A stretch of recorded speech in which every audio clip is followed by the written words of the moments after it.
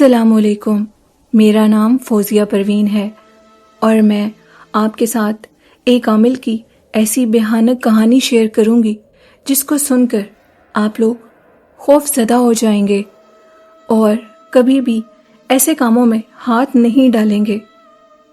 میری عمر لگ بھگ 19 سال تھی۔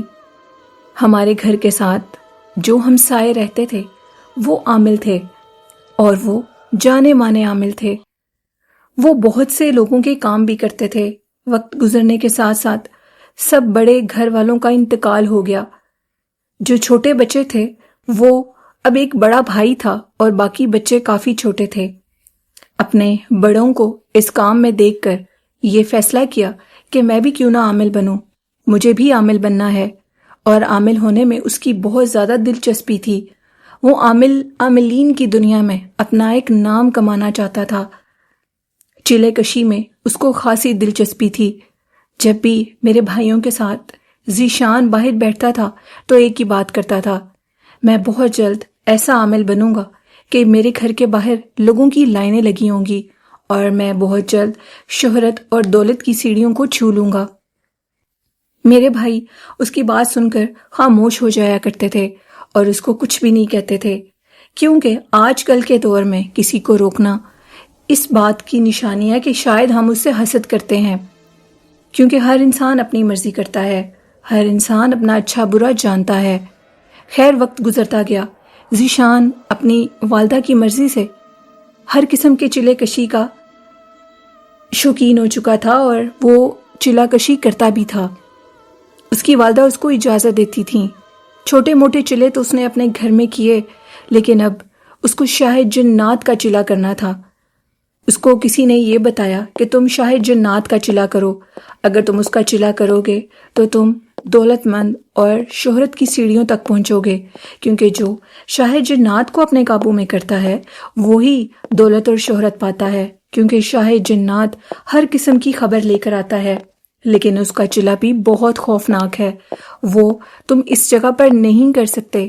اس نے اپنی والدہ سے اجازت لی، ایک ایسے مقام کی تلاش میں نکل پڑا جہاں پر صرف قبرستان اور اس قبرستان کے اندر ایک اکیلی کوٹھری ہو جس میں بیٹھ کر اس کو یہ چلا کرنا ہے۔ شاہ جنات کے چلے کے لیے 41 ڈیز قبرستان کے اندر ہی رہنا پڑے گا۔ اس کی اجازت اس کے بقول اس نے کسی سید صاحب سے لی تھی، لیکن ان سید صاحب کا کہنا تھا کہ تمہاری عمر ابھی چھوٹی ہے، تم یہ کام نہیں کر سکتے۔ لیکن اس کی ضد پر انہوں نے اس کو کہا کہ میں تمہیں اجازت نہیں دے رہا، تمہیں صرف عمل کے متعلق بتا رہا ہوں، اس کے ذمہ دار تم خود ہوگے۔ فوزیہ پروین کہتی ہیں کہ ہم تمام لوگ جو گلی میں رہتے تھے وہ تمام اس کو منع کرتے تھے کہ ایسا کام مت کرو، یہ چیز ٹھیک نہیں ہے، لیکن وہ کسی کے روکے نہیں رکتا تھا۔ ایک رات تھی جب اس نے اپنی والدہ سے اجازت طلب کی اور ایک ایسی منزل کی طرف چل پڑا جس کی کوئی بھی منزل نہیں تھی۔ شاید وہ بے خبر تھا کہ یہ کام کتنے سخت ہیں۔ وہ ایک ایسے گاؤں کی طرف جا رہا تھا جہاں پر ایک مٹی کا قبرستان تھا اور اس کے اندر ایک خالی کوٹھری موجود تھی۔ اس خالی کوٹھری کے اندر اس نے اپنی زندگی کے 42 دن گزارنے تھے اور وہیں پر شاہ جنات کا چلا کرنا تھا۔ اس کی والدہ نے اس کو اجازت دے دی۔ یہ ایک حیران کن بات تھی۔ وہ میرے بھائیوں کا بیسٹ فرینڈ تھا اور ان کو وہ بتا کر گیا اور کہا کہ 42 دن کے بعد ملاقات ہوگی۔ وہ کس جگہ جا رہا تھا یہ لوکیشن بھی وہ سب کو بتا کر گیا۔ وہ ایک دور دراز کے گاؤں میں گیا تھا۔ جیسے ہی وہ ادھر پہنچا اور ادھر جا کر اس نے وہ دن لکھا اور اس دن کے ساتھ جو واقعات اس کی زندگی میں پیش آ رہے تھے وہ بھی ایک ڈائری پر نوٹ کر رہا تھا۔ اس کو یہ بتایا گیا تھا کہ شاہ جنات کے چلے میں چلا کرتے وقت آنکھیں بند کرنے کی اجازت نہیں ہے۔ آنکھیں تم اسی صورت میں بند کرو گے جب تمہیں خوف آئے گا، اور اگر تمہیں خوف آ گیا تو پھر وہ تمہارا نہیں، تم اس کے غلام بن جاؤ گے۔ یہ اس چلے کی شرط تھی، چاہے تمہارے سامنے وہ کسی بھی روپ میں آئیں، وہ کوئی بھی آواز نکالیں، تمہیں اس سے خوف زدہ نہیں ہونا، کیونکہ انسان کا خوف اس جنات شاہ جنات کے لیے ایک بہادری کی علامت ہے۔ وہ انسان کے خوف کو دیکھ کر اس کے اوپر حاوی ہو جاتے ہیں۔ یہ ساری تیاری کر کے یہ اپنے گھر سے چلا گیا۔ پہلا دن گزرا جو کہ بالکل نارمل تھا۔ کچھ بھی ایسا نہیں ہوا۔ دوسرا دن گزرا، وہ اپنی روٹین میں تھا، اپنی ڈائری میں سب کچھ نوٹ کر رہا تھا۔ جب 20واں دن آیا تو اس کو یہ محسوس ہوا کہ اس کے کمرے کے اندر کوئی بہت بھاری قدموں سے چل رہا ہے، اور اس کے ارد گرد اس کو کچھ بھاری چیزیں محسوس ہونے لگیں۔ اتنے میں کمرے کے اندر ایک آگ نما روشنی پھیلنے لگی۔ اس طرح لگا کہ جیسے پورے کمرے میں آگ لگ گئی ہو۔ آگ کے بعد ایک خون آلود اور آگ سے بھرا ہوا ہیولا نمودار ہوا، اور وہ ہیولا آہستہ آہستہ ایک شکل کی صورت اختیار کرنے لگا، اور وہ شکل شاہ جنات کی تھی۔ وہ انتہائی بھیانک تھا۔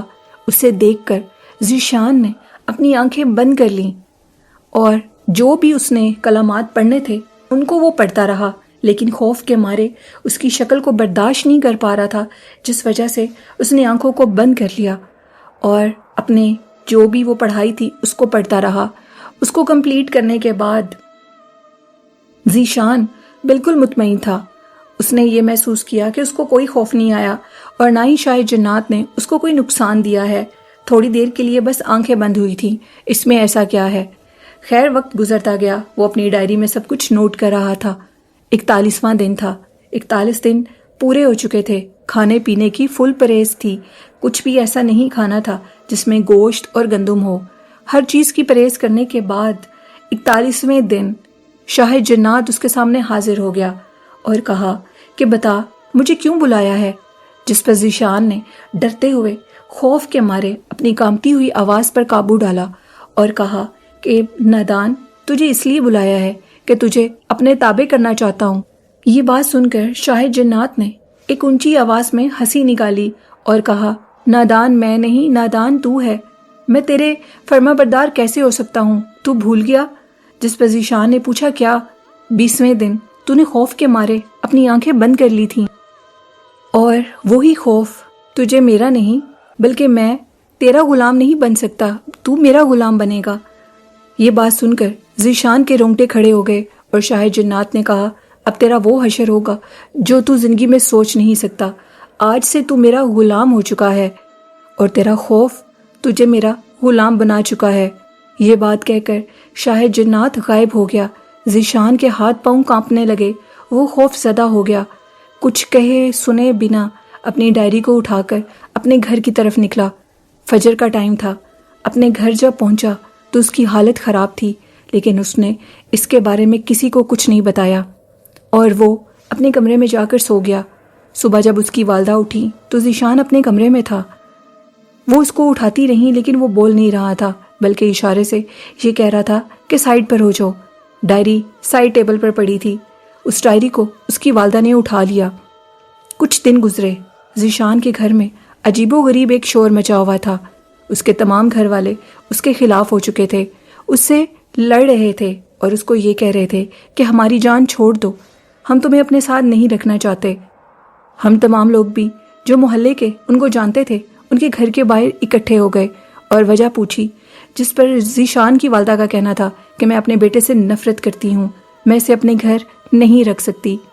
یہ بات سن کر ذیشان اتنی بڑی بھیڑ میں اپنے گھر سے باہر نکل گیا، اور باہر نکلنے کے بعد اس کی آنکھوں میں ایک عجیب سی تنہائی اور خوف تھا۔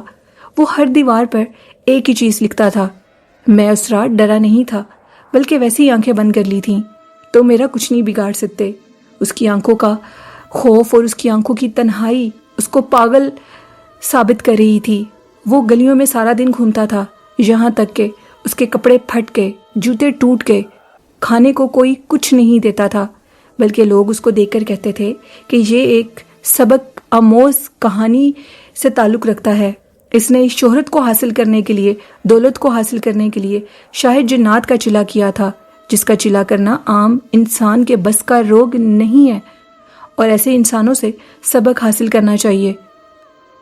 ذیشان اپنی جوانی کے دنوں میں ہی سڑکوں پر پاگل پن کی حالت میں انتقال اس کا ہو گیا، اور وہ موت کی گھاٹ اتر گیا، اور اس کے گھر والوں نے اس کو اٹھا کر دفنایا بھی نہیں۔ محلے کے چند لوگوں نے اس کو اٹھایا، اس کو غسل دیا اور اس کو دفنا دیا۔ اس کے گھر والے اس سے نفرت کرتے تھے۔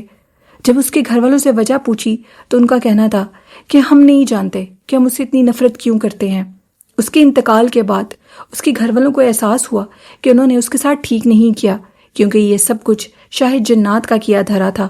اس نے اسے دنیا سے الگ کر دیا اور اس کو اتنا ذلیل اور رسوا کیا کہ وہ موت کی گھاٹ اتر گیا۔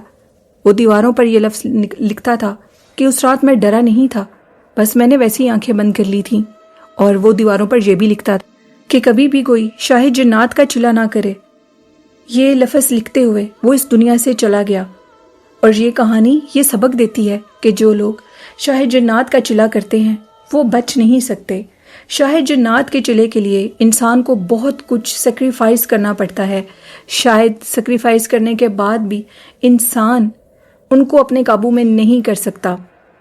ذیشان کی والدہ کا کہنا تھا کہ جب وہ گھر میں آیا تھا تو ان کو یوں لگ رہا تھا کہ جیسے اس کے ساتھ ہزاروں کی تعداد کا مجمع اس کے کمرے میں ہو۔ وہ دکھ تو نہیں رہے تھے، لیکن ان کا بھاری پن اس کمرے میں محسوس ہو رہا تھا۔ ان کی باتیں، ان کی آوازیں، جن چیزوں سے ہم لوگ تنگ آ گئے تھے، جس کی وجہ سے ہم نے ذیشان کو گھر سے نکال دیا تھا کہ اس کے ساتھ باقی لوگوں کی زندگی خراب نہ ہو جائے، لیکن یہ ساری غلطی اس کے والدین کی تھی۔ کہیں نہ کہیں اس کے والدین بھی، اس کے گھر والے بھی اس کام میں شامل تھے، جنہوں نے اپنے بیٹے کو روکا نہیں اور اس کو موت کے گھاٹ اترنے کے لیے بھیج دیا۔ بند کمروں میں، تنہائیوں میں یہ چلے کرنے والے نوجوان لڑکے لڑکیاں یہ بھول جاتی ہیں کہ یہ کام کتنا خطرناک ہے۔ لوگوں کا کام کرنے کے لیے، ان میں شہرت حاصل کرنے کے لیے آپ اور بھی بہت کچھ کر سکتے ہیں۔ آپ پڑھ لکھ کر کسی ایسے مقام پر بھی جا سکتے ہیں جہاں پر آپ اللہ کی خلق کی خدمت کر سکیں۔ اس کا واحد راستہ تعویذات اور عملیات نہیں ہے، لیکن بہت کم لوگ ان باتوں کو سمجھتے ہیں۔ بس ان کو راتوں رات شارٹ کٹ کے ذریعے دولت حاصل کرنے کی پڑی ہوتی ہے کہ کسی طریقے سے ہم دولت حاصل کریں اور کامیابی کی سیڑھیوں تک جا سکیں۔ شارٹ کٹ راستہ ہمیشہ ناکامی دیتا ہے۔